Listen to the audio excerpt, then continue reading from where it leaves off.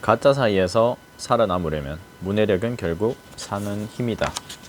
대문호조차 평생을 바친 일. 세계적인 대문호 괴테를 키운 힘은 당시 독일의 문화 수준을 몇 단계 끌어올리겠다는 그의 다짐 안에 있다.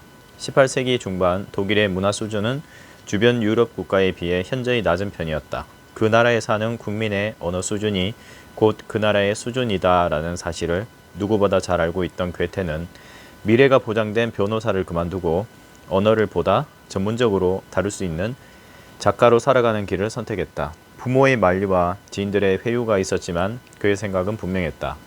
나는 독일 국민의 문화 수준을 높이고 싶다. 이를 위해서 먼저 사람들이 읽기에 좋은 책을 내서 우리 언어 수준부터 끌어올려야 한다. 괴테의 강렬한 의지가 없었다면 그가 파우스트를 무려 60년이나 걸려 완성할 수는 없었을 것이다. 중간에 몇 번이나 그만두고 싶다는 생각을 했지만 이 작품의 완성이 독일 문화의 토대가 될 거란 희망 하나로 자신의 모든 것을 바쳐 결국 죽기 바로 직전에서야 완성할 수 있었다. 파우스트를 완성하기 1년 전에 그는 깊은 병에 걸려 의사조차 가족들에게 마지막을 준비해야 한다고 이야기했을 정도로 상태가 심각했지만 이렇게 외치며 병을 몰아냈다. 인간이 태어나 여전히 자신이 해야 할 일이 남아있다면 죽음에게 물러나라고 외칠 수 있어야 한다. 이 외침 덕분인지는 몰라도 실제로 병을 물리친 그는 1년 정도를 더 들여 파우스트를 무사히 마칠 수 있었다. 그의 손끝에서 이러한 대작이 나온 이유는 그의 가슴 안에 커다란 뜻이 녹아 있었기 때문이다. 19세기 중반에 활동한 톨스토이 역시 마찬가지였다. 괴테처럼 그도 청년 시절부터 농노 해방을 위해 힘을 쏟았다. 하지만 그의 생각은 좀처럼 실현되기 어려운 현실이었다.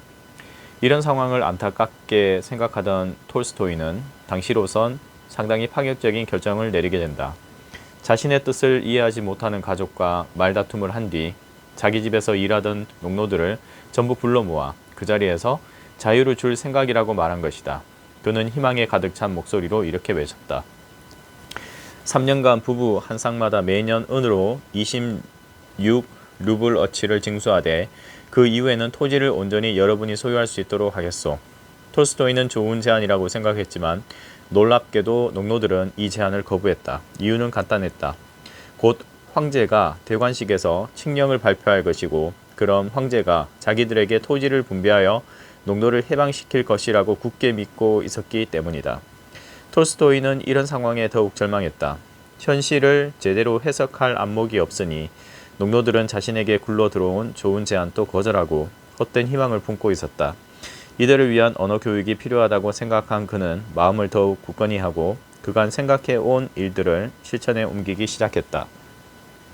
군대에서 글을 모르는 병사들의 편지를 대신 써주기도 했던 그는 고향 가까운 곳에 학교를 세워 주민들에게 언어를 가르쳐야 한다고 생각했다.